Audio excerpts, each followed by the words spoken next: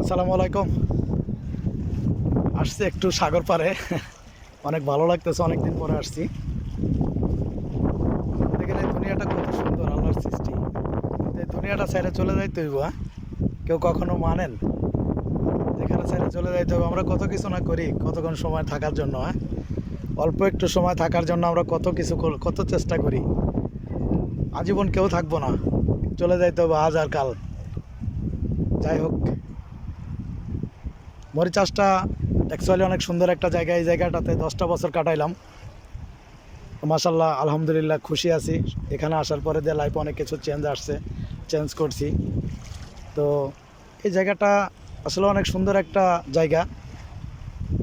যারা মরিচ চাষে থাকেন বা যারা মরিচ চাষ থেকে চলে গেছেন বা যারা মরিচ চাষে আসতে চান,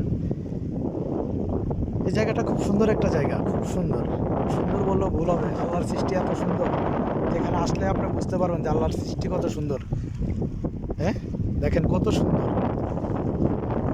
মানে আপনার চোখ জোড়ায় যাবে এই জায়গাটাতে আপনি যখন আসবেন।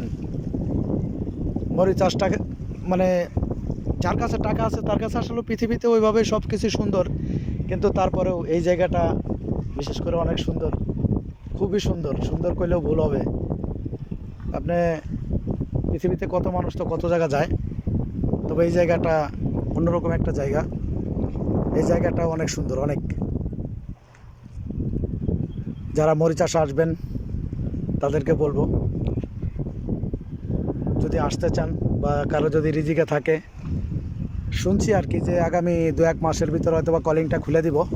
তো কলিংটা যদি খুলে তাহলে হয়তো বা যারা আমাদের বাংলাদেশের ভাই বোনেরা আছেন, যারা চলে গেছেন এবং যারা নতুন আসবেন, এই জায়গাটাতে বেড়াইতে আসবেন, ভালো লাগবে। খুব সুন্দর একটা জায়গা, এটা রাতুগেনিক একটা জায়গা।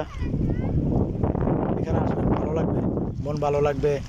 যখন একাকী ফিল করবেন তখন এই জায়গাটাতে চলে আসবেন। যেমন আমি আসি, আমার সাথে আরও ফ্রেন্ড সার্কেল যারা আছে এরা আসে। এই জায়গাটা খুব সুন্দর একটা জায়গা ভাই, খুব সুন্দর। ওকে, আল্লাহ হাফেজ, বাই।